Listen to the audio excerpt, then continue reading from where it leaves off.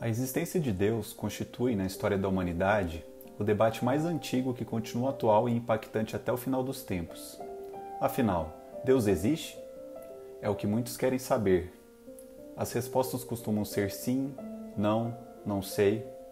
Elas dependem de um tipo de conhecimento e, como sabemos, há muitas formas de conhecer. No século XIII, São Tomás de Aquino procurou responder a essa pergunta logo no início da sua mais famosa obra, a Suma Teológica. Segundo Tomás, a própria estrutura do ser humano exige que o conhecimento comece pelos seus sentidos, elevando-se a partir deles ao mundo suprassensível, a Deus. Para Santo Tomás, é possível provar a existência de Deus através de 5 vias, e todas elas chegam à conclusão da necessidade de uma causa transcendente. São 5 caminhos para se chegar a uma única ideia, a existência de Deus como necessária. A primeira via é a do movimento, do primeiro motor. Movimento aqui é toda e qualquer transformação, mutação, mudança. Conseguimos perceber no mundo o movimento das coisas, sendo isso facilmente constatável pela nossa sensibilidade. Uma coisa não se transforma nem se move sozinha, sem que algo haja nela. Uma madeira que se transforma em carvão precisa do fogo, e uma bola que voa precisa do chute do jogador. Ora, para que haja o fogo, é necessário que algo tenha acendido, e para que algo possa ter acendido, é preciso que haja outra coisa anterior que tenha feito com que saísse de sua inércia. Para entender essa cadeia de transformações e movimentos, São Tomás apresenta 2 conceitos, o de ato e o de potência. Ato significa aquilo que move ou que inicia o movimento. Potência significa aquilo que é movido, ou aquilo que recebe o movimento. O ato antecede a potência, assim como o movente antecede o movido.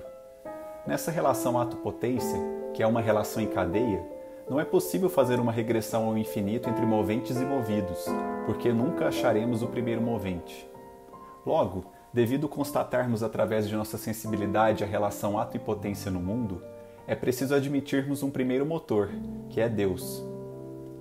A segunda via é a da causa eficiente. De forma semelhante à primeira via, observamos que é impossível um acontecimento no futuro causar uma coisa no passado. A chuva não pode cair sem que as nuvens tenham sido formadas pela evaporação do mar. Seria impossível que a chuva caia antes que a nuvem tenha sido formada, e a nuvem não pode ter sido formada sem haver o sol.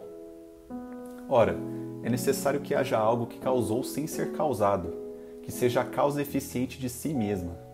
A própria teoria científica do Big Bang exige que haja algo ou alguém anterior à existência de tudo mais que tenha causado a súbita expansão de todo o universo. Este alguém é Deus.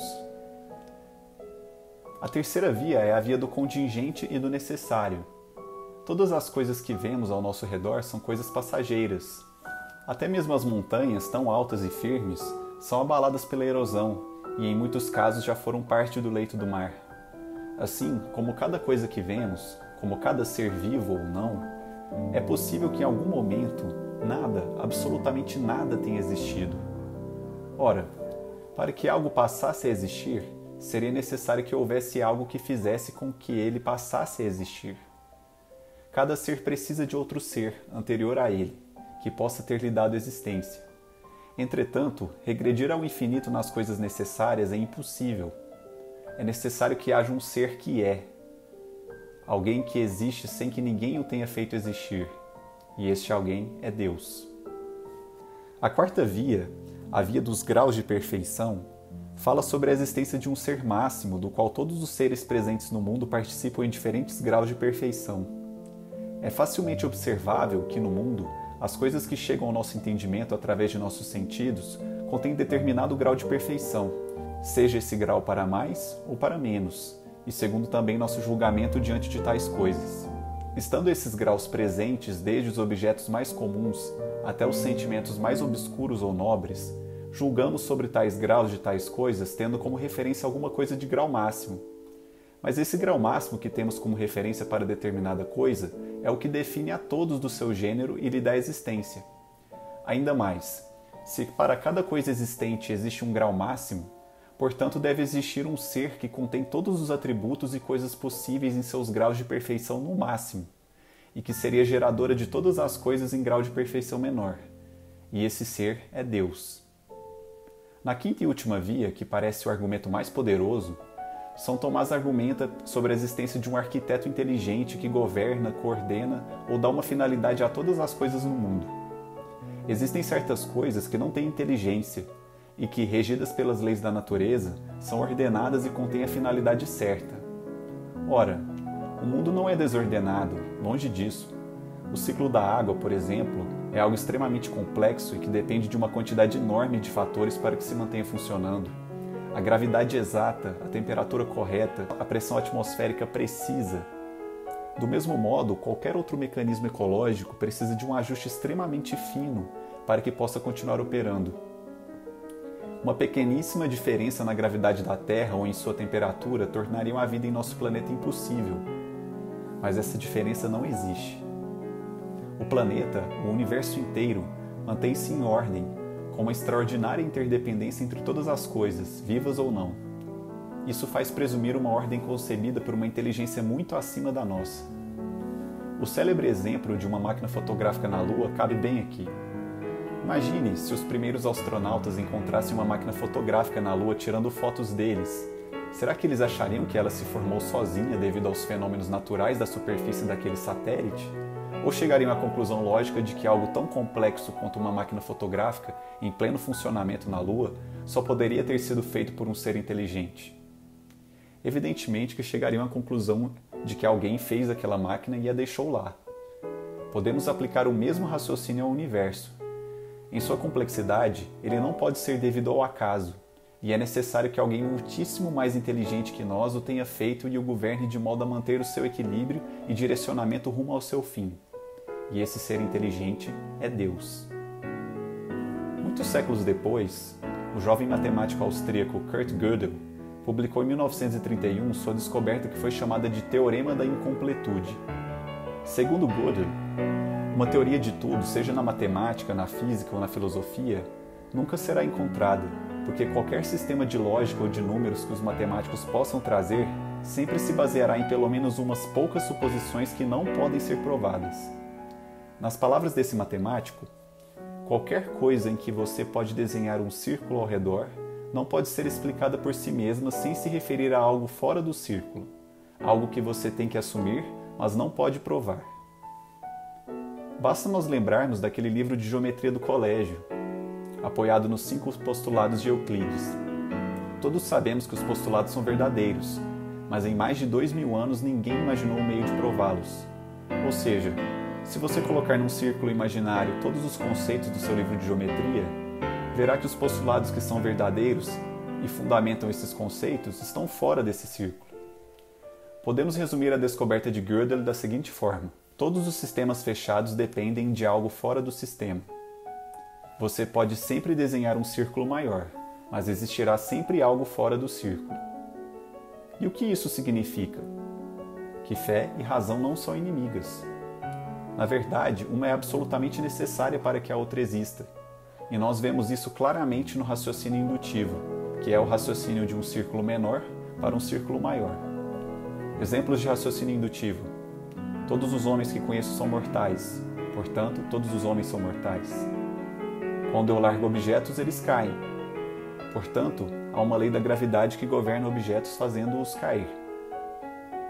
Note que quando você se move do círculo menor para o maior, você tem que fazer suposições que não pode provar 100%.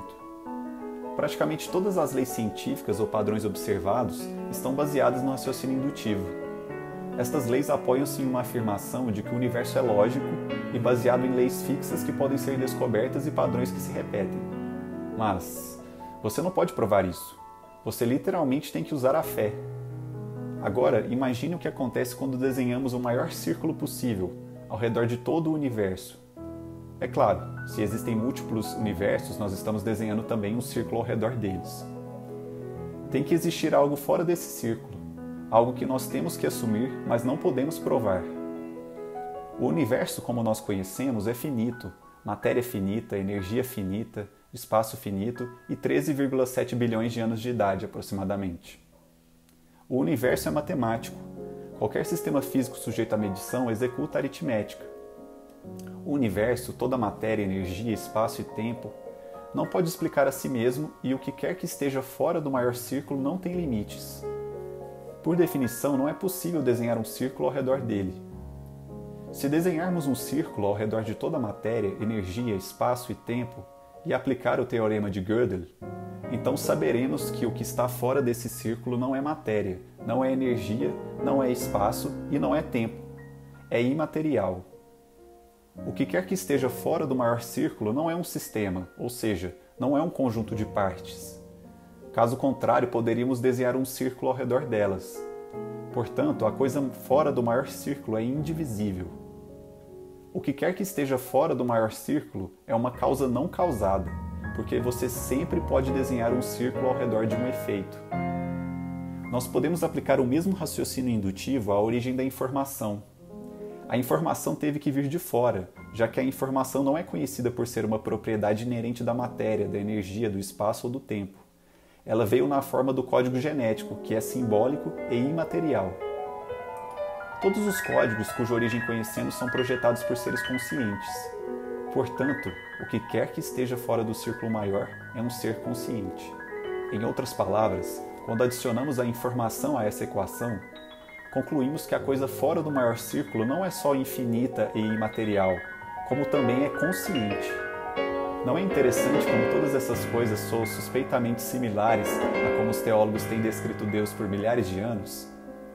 A incompletude do universo não é a prova de que Deus existe, mas é a prova de que para se construir um modelo racional e científico do universo, a crença em Deus não é somente 100% lógica, ela é necessária. Assim, o ateísmo viola as leis da razão e da lógica. Os 5 postulados de Euclides não podem ser formalmente provados, e Deus também não pode ser formalmente provado. Mas, assim como você não pode construir um sistema coerente de geometria sem os 5 postulados de Euclides, você também não pode construir uma descrição coerente do universo sem uma primeira causa e uma fonte de ordem. É possível, com certeza, conceber facilmente que Deus existe. Agora vem uma pergunta mais difícil. Eu existo para Deus? Esse será o tema do nosso próximo episódio. Se você gostou desse vídeo, dê like, compartilhe e assim você ajudará esse pequeno apostolado. Deus abençoe você.